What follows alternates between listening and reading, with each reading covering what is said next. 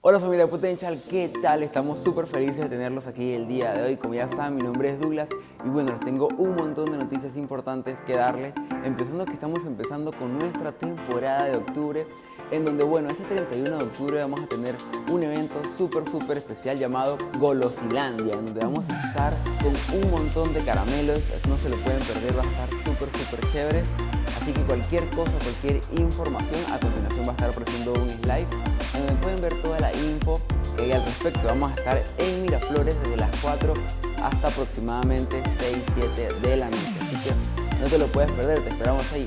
Además queríamos anunciarte de que si vienes por primera vez eres nuestro invitado VIP, que estamos súper felices de que te encuentres aquí el día de hoy. Recuerda que puedes escanear el código QR que está apareciendo aquí en pantalla y podamos conectar contigo. Así que ahora es momento de pasar a la prédica. Recuerda que puedes seguir las notas del mensaje escaneando el código QR que está apareciendo a continuación. Prestemos y preparemos nuestro corazón para el mensaje. Colors to be had in every imaginable shade.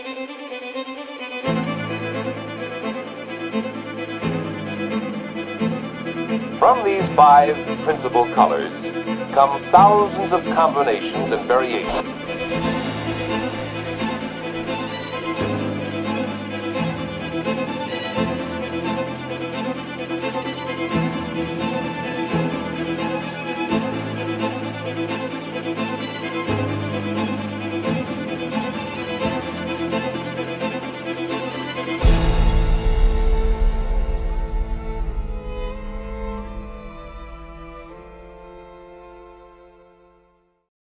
¿Saben? En marzo del 2020, cuando no sabíamos lo que COVID era y el gobierno empezó a cerrar las cosas y no estábamos seguros lo que necesitábamos hacer o lo que sí necesitábamos hacer, una de las cosas que pasó fue con las iglesias. Nos dijeron que podíamos tener 10 personas aquí en la instalación. Entonces empezamos a hacerlo en línea, a transmitir de esa manera. Lo hicimos en vivo porque no queríamos grabar y solo mandar un video. Entonces lo hicimos en vivo. Nunca olvidaré ese primer fin de semana cuando estábamos limitados a 10 personas. La policía vino y querían investigar y asegurarse de que solo teníamos 10 personas aquí. Por primera vez en mi vida me di cuenta del impacto de la política. Me di cuenta del poder que nuestros políticos tienen para impactar nuestras vidas de tantas maneras diferentes. Ahora, estoy agradecido por el alcalde que tuvimos, el gobernador. Ambos son diferentes partidos políticos, pero su liderazgo no solo nos permitió reunirnos, nos permitió alimentar a los hambrientos en medio de eso. Nos permitió cuidar a los hijos de los primeros en responder. Nos permitieron tener campamento para los jóvenes que estaban luchando con la depresión como resultado de COVID y no eran ellos mismos y como resultado estaban en peligro. La política impacta nuestras vidas. Estamos a punto de entrar en un año de elecciones. No sé si podremos notar la diferencia. Parece que todo hoy en día está basado en la política. cuando pensamos, estamos en esta serie, estamos hablando sobre los colores y cómo hay un arco iris de confusión. Hablamos sobre el cambio climático y lo que las escrituras dicen, porque por último, como cristiano, es bien, nuestra autoridad son las escrituras. Tú tienes que decir si crees las escrituras, el poder o el rol que va a tener en tu vida, pero es nuestra autoridad. Así que es como, ¿qué tiene que decir en cuanto al cambio climático? La semana pasada hablamos sobre el sexo, su importancia, y qué tiene que decir la Biblia sobre todas esas áreas, porque nuestra cultura siempre está hablando sobre esas cosas. Hay muchas personas con muchas opiniones sobre muchas cosas, y estoy seguro de que tú también tienes una. Pero la pregunta que siempre tenemos que hacer es, ¿qué autoridad o qué tiene que decir la Biblia sobre eso? Porque yo creo que Dios inspiró a estos hombres a escribir las escrituras para que nosotros podamos convertirnos en quienes Él nos creó ser, para que cumplamos el destino, el propósito que tuvo en mente cuando nos entretejió en el vientre de nuestra madre. Este fin de semana pensé, ¿saben qué? Necesitamos hablar un poco sobre la política y el rol que las escrituras dicen que debe tener en nuestras vidas. Ahora, la definición en cuanto a Merriam-Webster, si quieren seguirme, pueden ir a la app. Todas las escrituras están ahí. No vamos a tener tiempo para entrar en todo eso, pero puedes regresar y puedes luchar con eso tú mismo. En cuanto a Merriam-Webster, la primera definición es el arte o ciencia de gobernar. Eso es medio vago, el arte o ciencia de gobernar. Pero el B lo lleva un paso más y dice que la definición de la política es el arte o ciencia de orientar o influir en la política gubernamental. No es solo el arte o ciencia de gobernar, ahora también es influir. La política quiere influir a las leyes. C lo lleva un paso más, el cual creo que tendemos a experimentar en nuestras propias vidas en el 2023. El arte o ciencia que se ocupa con no solo influir, sino ganar y mantener el control sobre un gobierno. Entonces, la política tiene un impacto porque dirige el gobierno en cierto sentido. Eso es lo que la política quiere hacer. Quiere controlar el gobierno. Y el gobierno es el que hace leyes que impactan directamente la manera que vivimos. Ahora, esto es algo interesante. Tal vez lo sabes, tal vez no. Pero el gobierno es la idea de Dios. Dios creó 3 organizaciones: el gobierno, la familia y la iglesia. Creó esas organizaciones, como veremos, para crear cierto entorno para su creación. Y el gobierno es parte de ese rol. Entonces, ¿cuál es la responsabilidad bíblica del gobierno? En otras palabras, ¿de qué va a responsabilizar Dios a los funcionarios del gobierno? La primera es mantener la paz. El gobierno tiene la responsabilidad de mantener la paz. Timoteo nos dice esto. Es Pablo escribiendo a Timoteo. En primer lugar, te ruego que ores por todos los seres humanos. Pídele a Dios que los ayude, interceda a su favor y da gracias por ellos. Después dice, de la misma manera que estás orando, estás intercediendo, ora por los reyes y por todos los que están en autoridad. ¿Por qué?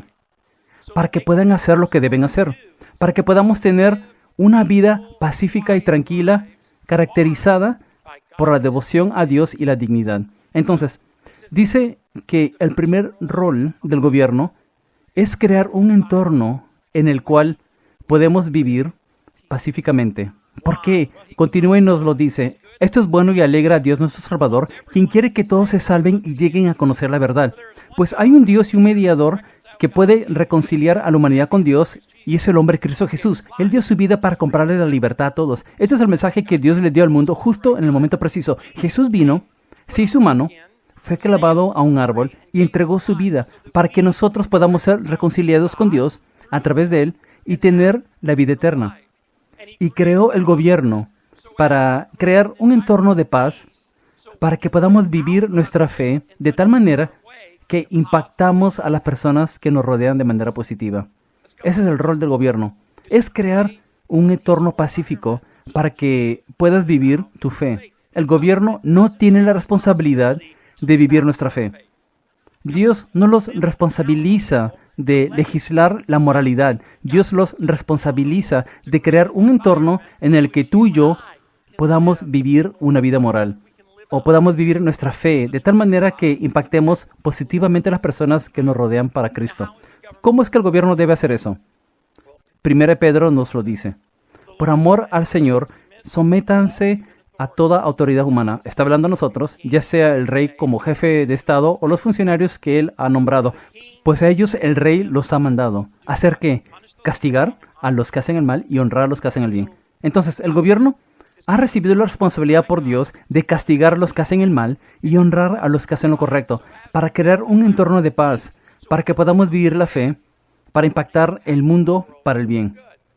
Después, por último, es proteger a los que hacen la vida en el margen, los que no pueden protegerse. La familia tiene cierta responsabilidad en las Escrituras para los marginados, la iglesia tiene cierta responsabilidad para los marginados, pero el gobierno también. Repito, en Isaías dice, si estás en un lugar de autoridad, esto es un lenguaje bien fuerte, dice, maldición para ustedes que legislan el mal, que hacen leyes que crean víctimas, leyes que causan miseria a los pobres, que roban la dignidad a mi pueblo indigente, que explotan a las viudas indefensas, se aprovechan de los niños sin hogar. ¿Qué tendrás que decir el día del juicio? Repito, a veces nos confundimos. Es nuestra responsabilidad como cristianos de hacer el bien.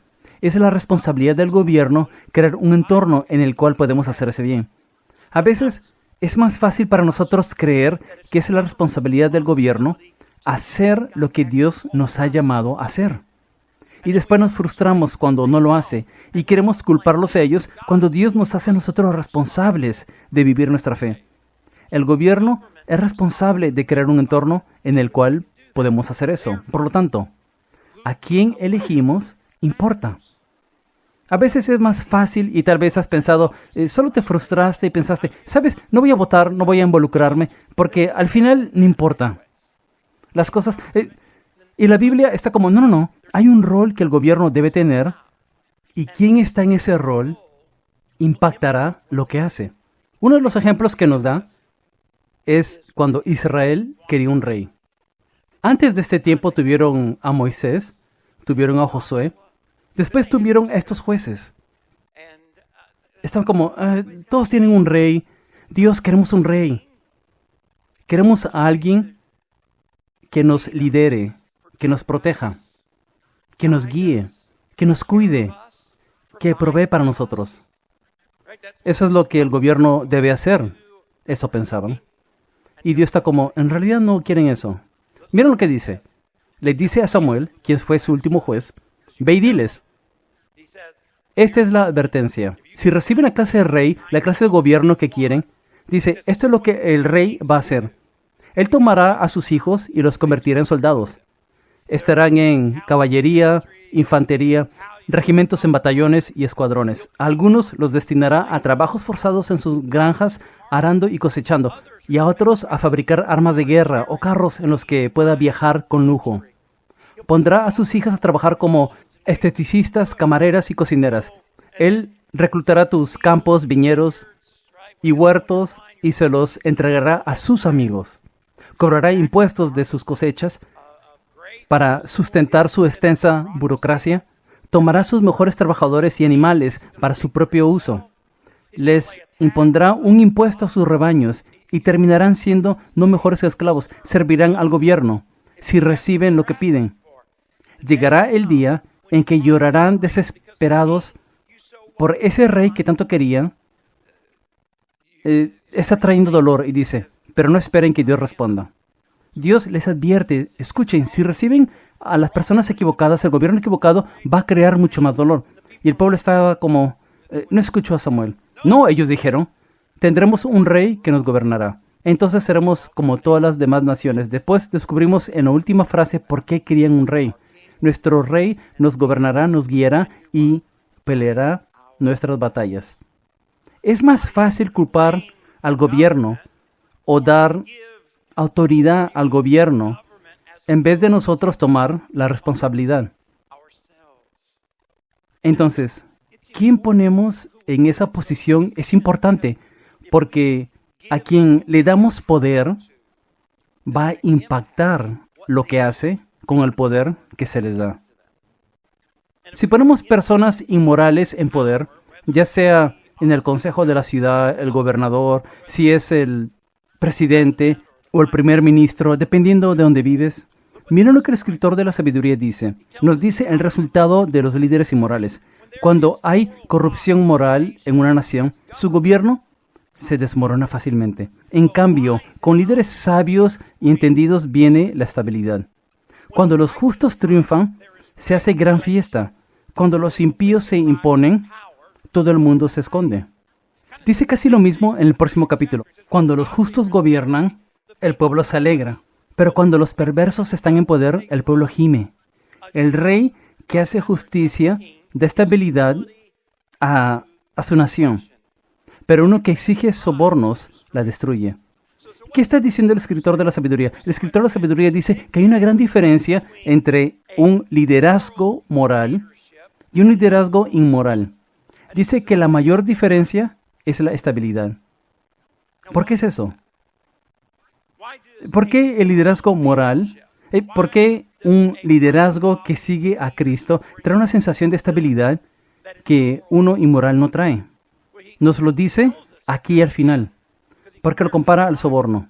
En otras palabras, los que son sinceramente cristianos, no hablo sobre personas religiosas, estoy hablando sobre un gobierno moral o un gobierno cristiano. Hay una estabilidad. ¿Por qué? Porque está construido sobre un fundamento de verdad. Los líderes inmorales no tienen ese fundamento. Hay varios lugares donde puedes ir en este mundo y hay muchas maneras diferentes en las que puedes hacer las cosas. Lo que Dios dice es que un gobierno moral, si cuesta cierta cantidad de dinero, eso es lo que cuesta. Si hay ciertos procesos por el que pasas para cumplir algo, ese es el proceso por el que pasas para cumplir eso. Así que hay estabilidad. Todos sabemos cuál es el fundamento. Todos sabemos cuáles son las reglas. Todos sabemos la manera en la que las cosas se hacen. Pero un liderazgo inmoral es bien inestable. Porque puede que tú tengas que hacerlo de una manera, pero si alguien pone cierta cantidad de dinero en esta mano, lo puede hacer de otra manera. Así que nunca realmente sabes cómo las cosas van a ir. Nunca realmente sabes. Nunca estás sobre un fundamento sólido, lo cual trae división, inestabilidad. ¿Qué va a pasar? ¿Qué van a hacer? Hay mucha ansiedad en nuestro país, incluso hoy. ¿Por qué es eso? Porque hay mucha división e inestabilidad dentro de nuestro liderazgo. ¿Qué van a hacer aquí? ¿Y qué van a hacer ahí? Y todas esas cosas. Las escrituras solo señalan eso. Necesitan estar conscientes de quién ponen en liderazgo, porque si ponen personas inmorales en liderazgo, no habrá estabilidad, porque no operan de un sentido de verdad. Como cristianos, operamos de un sentido de autoridad. ¿Cuál es nuestra autoridad? Son las escrituras. Si queremos saber cuál es la mejor manera de vivir nuestro destino o la alegría, o pudieran decir la grandeza por la que fuimos creados en nuestros matrimonios, este es el fundamento. Este es el principio. Es un principio para todos. Está al alcance de todos. ¿Cómo tenemos paz en nuestras finanzas? Hay un fundamento al que podemos ir. ¿Qué tal la verdad? Hay un fundamento al que podemos ir. Eso trae estabilidad, porque tenemos ese fundamento. La Biblia nos lo dice. ¿Recuerdan historias sobre el hombre que construyó su casa sobre la arena y el hombre que construyó su casa sobre la roca? ¿Cuál fue la diferencia? La casa en la arena lucía genial, pero cuando los vientos soplaron y la lluvia cayó, la casa se derrumbó. Pero la casa construida sobre el fundamento, las escrituras solo señalan eso. Así que importa. Lo que necesitamos, así es como lo puse en sus notas, necesitamos ciudadanos valientes. Fuera genial tener líderes valientes, y necesitamos eso. Necesitamos líderes morales que tienen autoridad por la cual toman decisiones. Más allá de quién les paga más o quién... necesitamos eso. Pero como personas que son parte de cualquiera que sea tu país, necesitamos valentía. Porque los ciudadanos valientes saben dos cosas que después viven, lo cual impacta la cultura en la que viven para que experimenten la paz en la cual viven su fe para hacer una diferencia. Esta es la primera cosa que los ciudadanos valientes saben, y se requiere valentía para vivirlo. Un estilo de vida pasivo o la pasividad es peligroso. Ser pasivo es peligroso, y todos somos tentados a vivir de esa manera. Como dije antes, algunos en cuanto a la cosa política nos hemos retirado.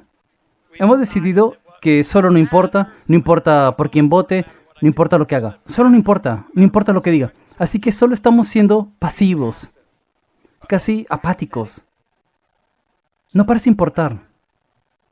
Pero ciudadanos valientes saben que esa es una manera peligrosa de vivir, porque hay consecuencias en todas las áreas de nuestras vidas por ser pasivos. Ser un cónyuge pasivo, un padre pasivo, un mejor amigo pasivo y un ciudadano pasivo.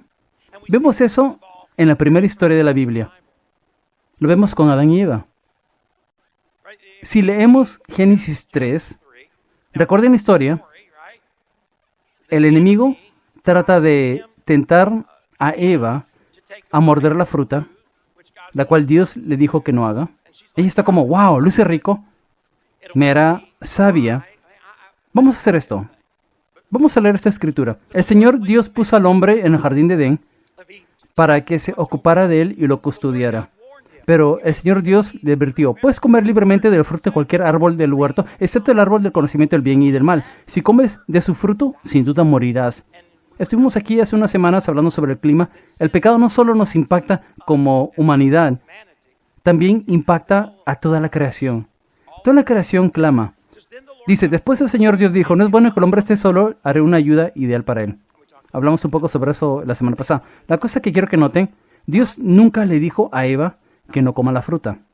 Por lo menos no leemos sobre eso en las Escrituras.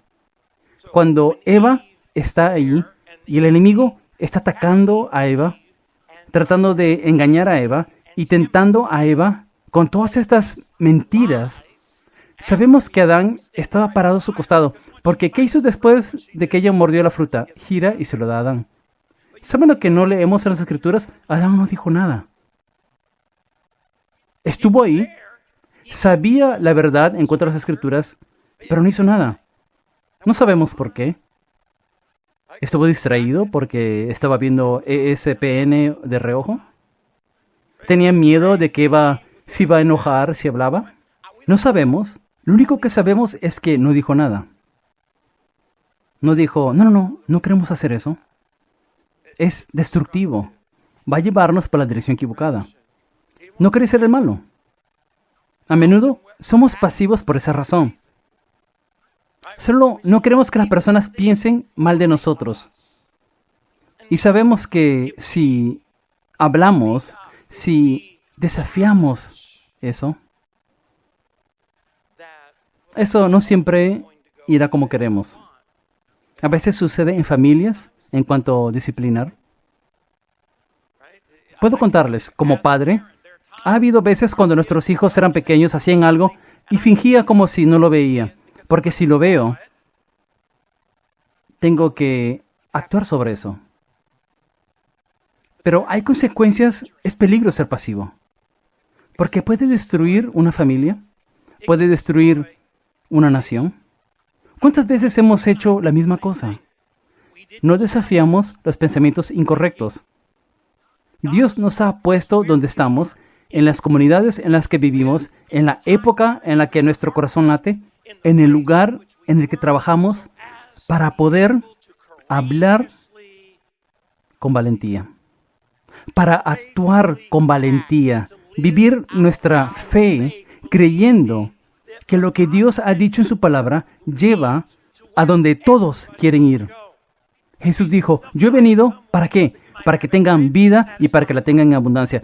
Otras traducciones dicen para que tengan una vida en abundancia y desbordante. Ahora, todos, ya sea que crean que Dios existe o no, están buscando eso. Como cristiano, la diferencia es que nosotros creemos que Jesús murió y proveyó una manera en la que podemos experimentar eso en nuestras vidas y en la eternidad. Eso es lo que nos impulsa a actuar con valentía. En Juan 2, vemos a los apóstoles, otra vez, actuando pasivamente. Miren lo que dice. Repito, tal vez han escuchado esta historia o tal vez no.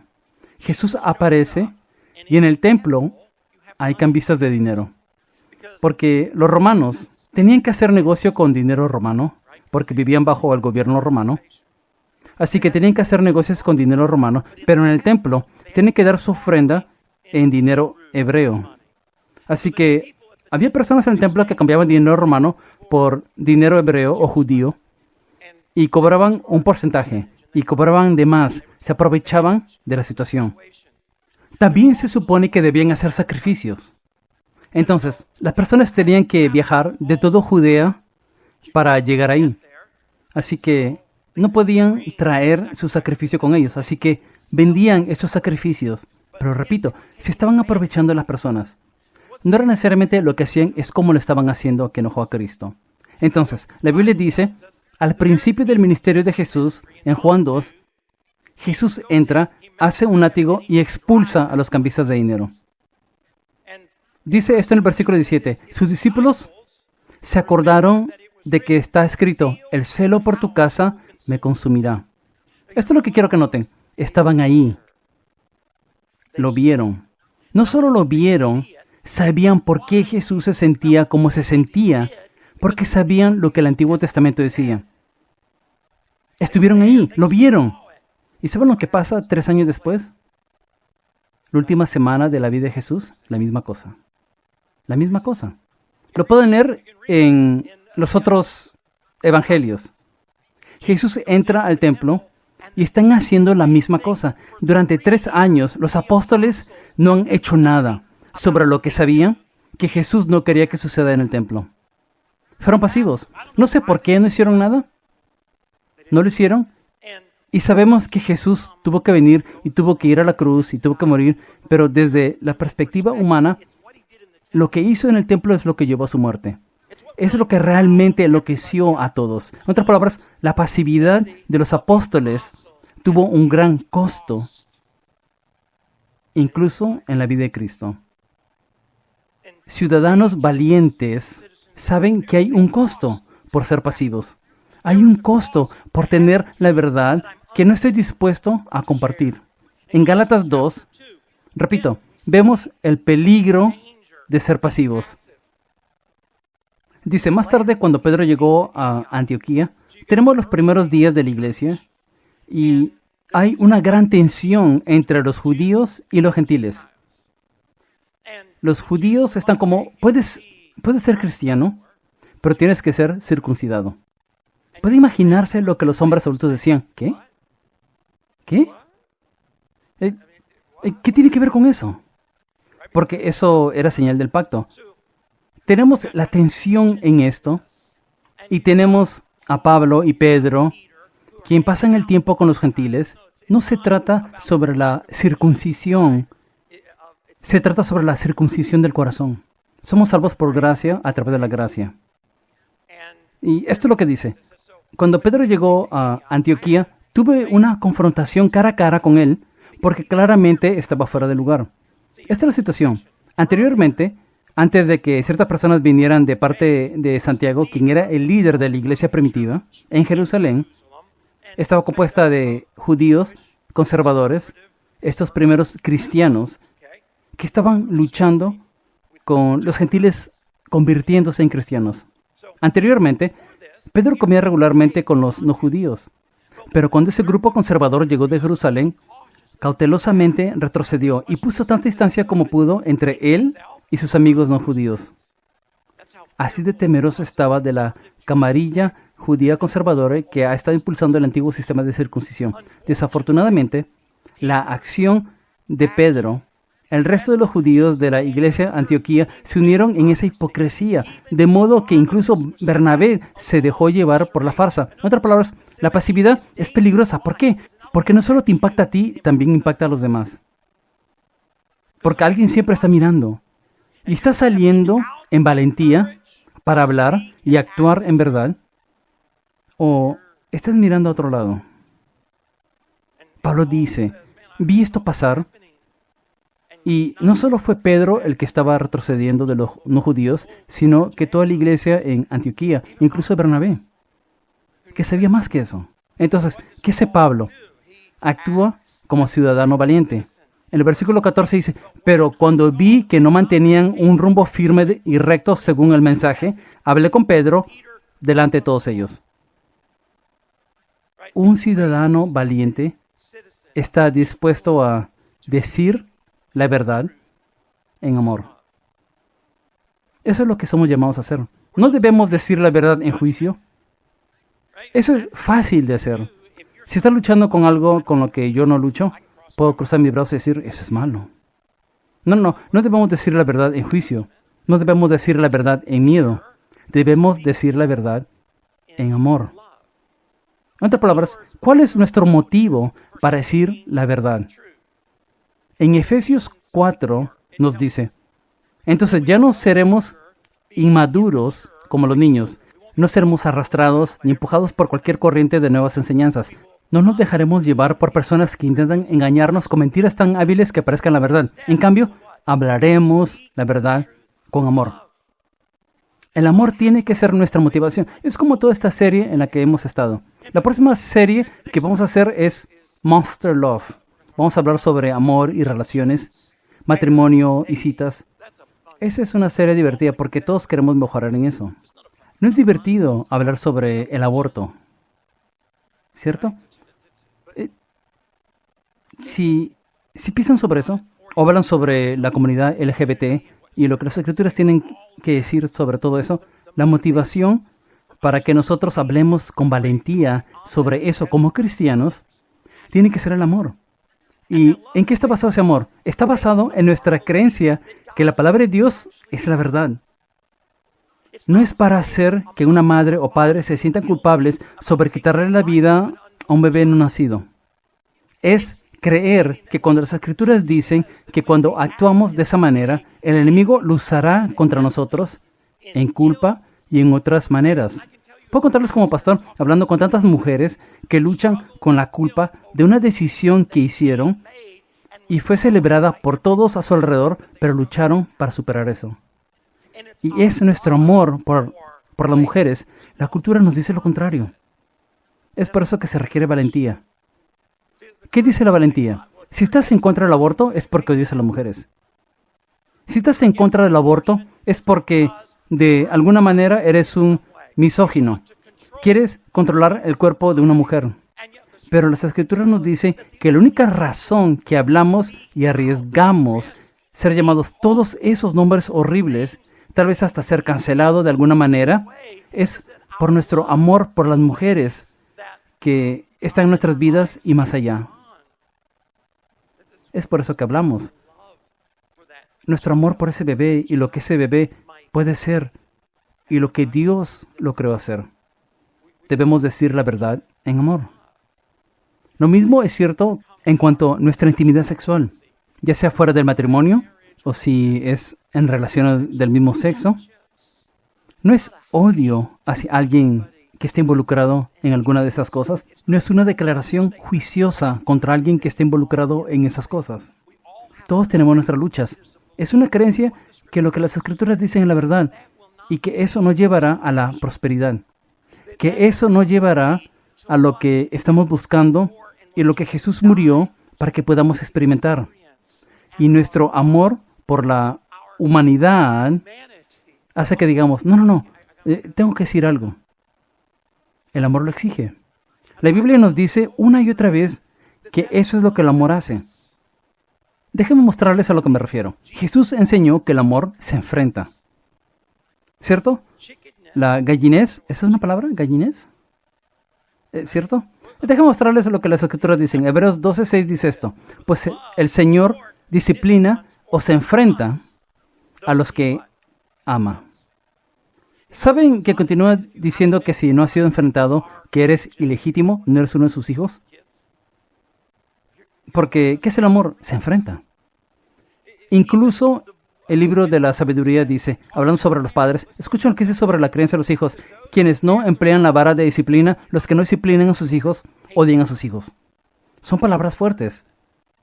En otras palabras, cuando mis hijos eran pequeños y hacían algo que necesitaba ser enfrentado y lo ignoraba, estaba actuando como si los odiaba en ese momento. No estaba actuando en amor, estaba actuando egoístamente. Pero continúa y dice, los que en verdad aman a sus hijos se preocupan lo suficiente para hacer ¿qué? Enfrentarse a ellos. Sé que son adolescentes y van a enojarse, van a hacer un berrinche y va a ser 2 horas de miseria. Van a terminar en su cuarto o voy a tener que ponerlos en... ¿cómo se llama eso? Cuando no los dejas salir de sus cuartos. De todos modos, voy a tener que lidiar con eso por una semana. Pero el amor dice que estoy dispuesto a lidiar con eso porque el comportamiento en el que están involucrados va a robarles lo que Dios los creó para que experimenten. No van a tener éxito como fueron creados a tener éxito. Y Dios me ha creado a mí como su padre para que pueda entrar con valentía y enfrentarme a ese comportamiento, para que puedan tener éxito. Y la única razón por la que tolerarías que un niño de 13 años responda a la confrontación es el amor. Amor o ira, ¿cierto? Y la ira no debe ser nuestra motivación. Hacemos eso incluso con lo que está pasando en nuestra cultura. No respondemos hasta que nos enojamos, hasta que nos impacta a nosotros. Es como, no. Dios quiere que actuemos en amor. Y cuando pensamos sobre lo que sucede, donde vives, en tu familia, en tu trabajo, en el mundo en el que vivimos, en el 2023, las elecciones que siempre están cerca, ¿sobre qué tenemos que actuar con valentía o decir en amor? Y tenemos que revisar nuestros motivos antes de hablar sobre estas cosas. Porque recuerden, entiendan que el rol del gobierno es crear un entorno en el cual podemos decir la verdad para experimentar la alegría por la cual Dios ha creado a la humanidad. Por segundo, casi parece una paradoja. Los ciudadanos valientes no solo saben de que hay peligro en ser pasivos, que existe un enemigo que quiere matar, robar y destruir. Pero un ciudadano valiente también sabe que la unidad es necesaria. La unidad es necesaria. En Romanos 14:19 dice, por lo tanto, esforcémonos por promover todo lo que conduzca a la paz. En Efesios 4:3, hagan todo lo posible por mantenerse unidos.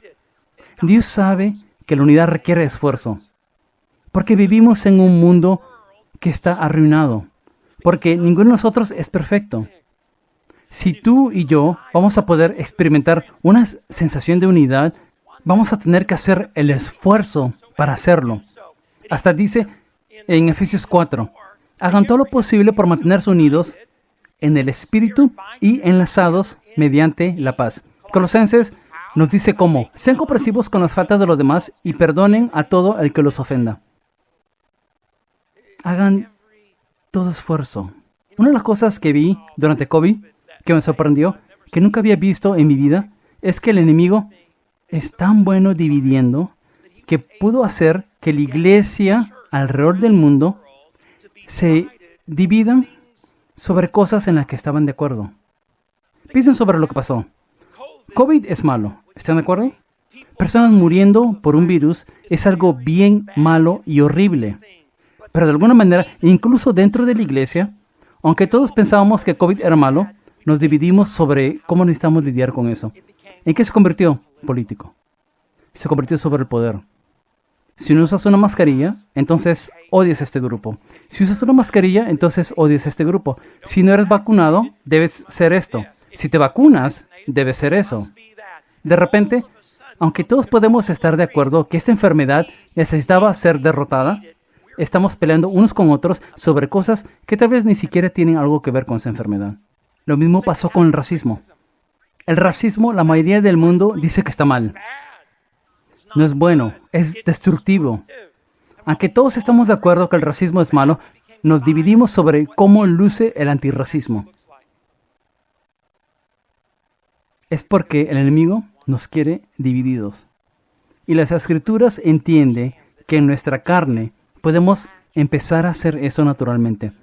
Que puedo tomar tu desacuerdo con algo que pueda pensar. No hablo sobre los estándares de las Escrituras. Y después nos insultamos. Las escrituras solo dicen, si vas a tener el poder de la unidad, vas a tener que ponerle esfuerzo para poder hacerlo. La manera en que vas a hacer eso es que tienes que darte cuenta que tú eres humano, así que lo vas a arruinar. Y adivina qué, otras personas también van a arruinarlo. Y vas a tener que hacer un esfuerzo para poder perdonarlos. Eso pasa incluso dentro de la iglesia. Las personas se sorprenden cuando sus sentimientos son lastimados dentro de la iglesia. Mira a tu alrededor, hay muchas personas y todos somos diferentes. Tenemos diferentes edades, diferentes pasados, tenemos diferentes cantidades de recursos, trabajamos en diferentes lugares. Algunos estamos solteros, otros casados. Vamos a enojarnos unos a otros. Y la cosa más fácil de hacer en esos momentos es decir, voy a encontrarme otra iglesia. Dios mío, ¿por qué esa gabina perfecta allá afuera? Que toca la música correcta, tiene el predicador correcto, ¿cierto? Todas esas cosas. Cuando hacemos eso, no estamos haciendo todo lo posible para estar unidos, para que no solo experimentemos lo que Dios quiere que experimentemos, sino para ser un ejemplo al mundo de algo que ellos no pueden tener sin Cristo. No puedes tener la clase de unidad que trae la alegría que todos deseamos sin Cristo. Nos lo dice en Filipenses 2. No sean egoístas, no traten de impresionar a nadie, sean humildes, es decir, considerado a los demás como mejores que ustedes. No se ocupen solo de sus propios intereses, sino también procuren interesarse en los demás. Después nos da un ejemplo. Escuchen el ejemplo. En Efesios 2, ¿recuerdan que les dije que había tensión entre los judíos y los gentiles? En Efesios 2 dice, pues Cristo mismo nos ha traído la paz. Él unió a judíos y a los gentiles en un solo pueblo, cuando por medio de su cuerpo en la cruz derribó el muro de hostilidad que nos separaba. Cristo reconcilió a ambos grupos con Dios en un solo cuerpo por medio de su muerte en la cruz. Y la hostilidad que había entre nosotros quedó destruida. Traje esta pantalla aquí para dibujar algo que dibujé la semana pasada, y lo he dibujado varias veces. Es este triángulo, donde tienes a Cristo arriba. Cuanto más nos acercamos a Cristo, ¿qué le pasa a nuestra relación? Nunca estaremos donde estemos completamente de acuerdo en todo hasta que lleguemos al cielo. Pero el factor unificador que tenemos como cristianos es Cristo. No es por quien vamos a votar, ¿cierto? Es Cristo. Y cuanto más nos enfocamos en convertirnos más como Cristo, más unidos estaremos. Más escrituras entenderemos. Más viviremos nuestra fe como Jesús. He notado eso en mi propia vida. Cuanto más me acerco a Cristo y cuanto más se acerca Stephanie a Cristo, más nos acercamos el uno al otro. Si arrastro mis pies en esto, nos volvemos más distantes. ¿Saben qué? Porque en vez de Cristo siendo el que nos une, podemos hablar, podemos dividirnos en la creencia de los hijos. Porque eso se convierte en nuestro enfoque, ¿cierto? Si me amas, vas a quererlos como yo los crío. Podemos dividirnos en cómo vamos a gastar el dinero. Bueno, si me amas, no gastarías dinero en eso. Si me amas a mí, no, ¿cierto? Nos dividimos en todo eso, porque todo aparte de Cristo no tiene la habilidad de continuar trayendo la unidad. Tus hijos no, el dinero no, la raza no.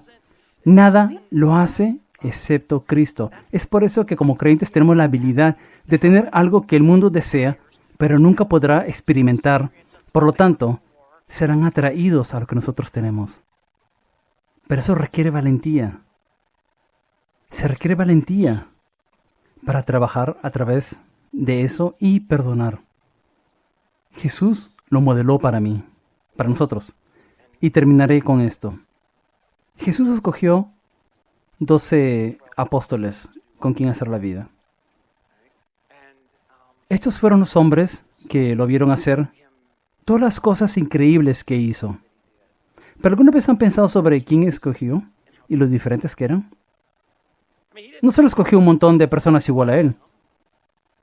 Escogió un montón de personas que vinieron de diferentes pasados. Por ejemplo, uno de los hombres que escogió fue Mateo.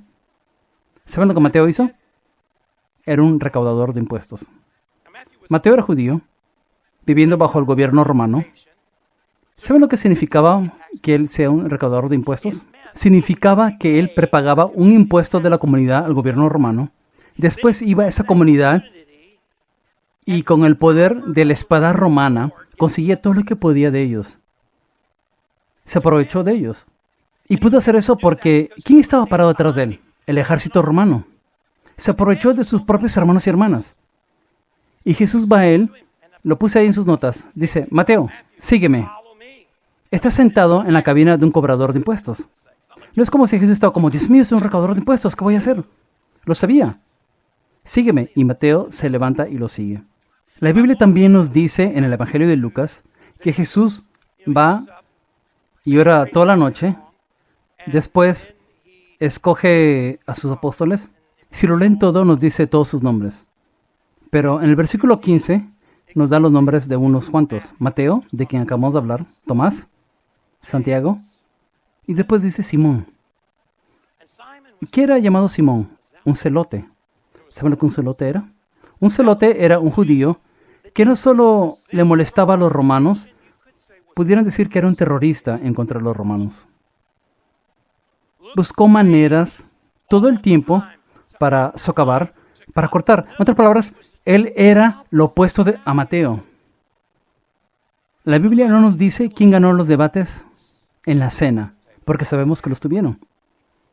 ¿Cuál es la mejor manera? No puedo creer que eres un recaudador, no puedo creer que fuiste un celote. Sabemos que discutieron sobre quién era el más poderoso, quién era el que Jesús amaba más. Sabemos que tuvieron estos debates y argumentos. Pero ¿qué hizo Jesús? Jesús toma a estas personas que vienen de pasados diversos, hasta tienen ideas diversas de vivir en la cultura en la que están viviendo, y los reúne para cambiar el mundo. Ese es el poder de la unidad. Es por eso que es bien importante que tengamos la valentía. Incluso dentro del hecho que tenemos desacuerdos y que como seres humanos vamos a hacer cosas que pueden causar dolor unos a otros, vamos a hacer todo lo posible porque la única esperanza que nuestro mundo tiene es que tengamos la valentía para hablar, no ser pasivos, y al mismo tiempo la humildad para estar unificados, hacer la vida juntos con personas imperfectas. Esta es mi pregunta y oraré por nosotros. ¿Dónde necesitas hablar? ¿Dónde has tenido miedo? ¿En la escuela? ¿En el trabajo? ¿En la familia? ¿Se acercan las fiestas? ¿En amor? Tienes que hacerte esa primera pregunta.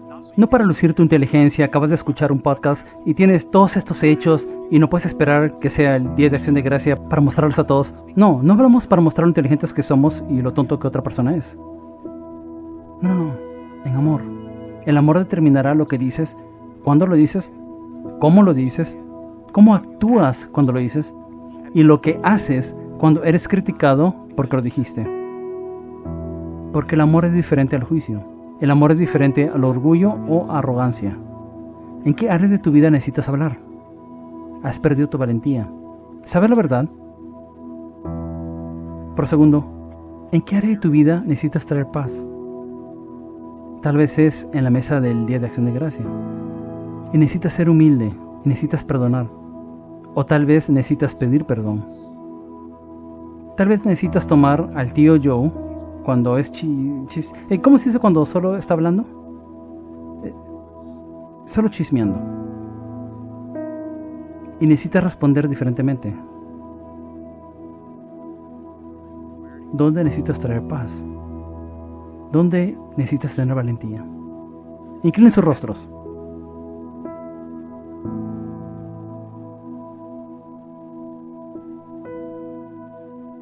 Dios, necesitamos personas valientes, padres valientes, estudiantes valientes, hijos e hijas valientes, políticos y ciudadanos valientes.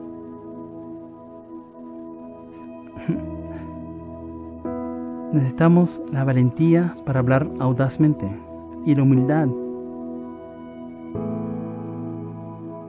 para hacer todo lo posible para estar unificados. A veces Dios se siente como una paradoja, algo imposible, una tensión. Pero tú prometes guiarnos, liderarnos y dirigirnos. ¿Lo modelaste? Ayúdanos a seguirlo. Es en el nombre de Jesús que oramos. Amén. Qué poderosa la palabra de Dios que hemos escuchado el día de hoy.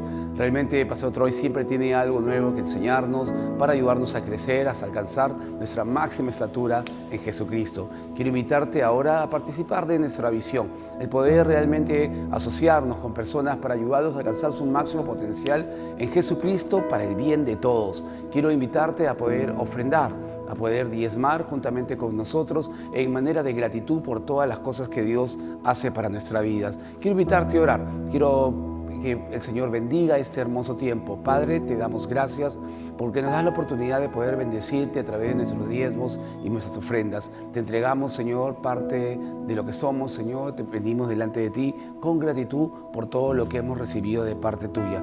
Te damos gracias por ese tiempo en el nombre de Jesús.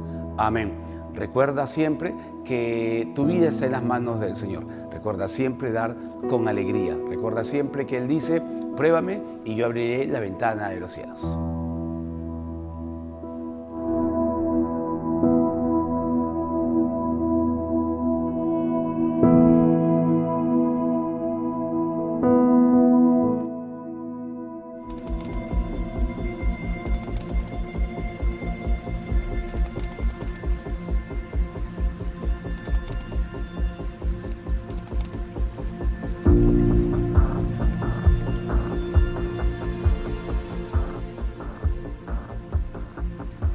Was unexpected. The house looked, we thought, nice when we came in, and then as we really got into it, we were quite amazed at what we saw and the conditions that they're living in.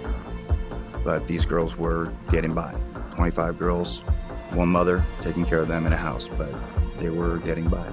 He had the resources to be able to get the materials that we needed.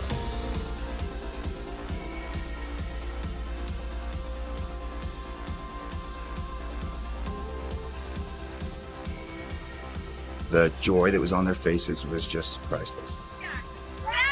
To see them open gifts that we have brought, just to see us there in San Jose, waiting for them, and to see this house, the look on their faces was absolutely unforgettable.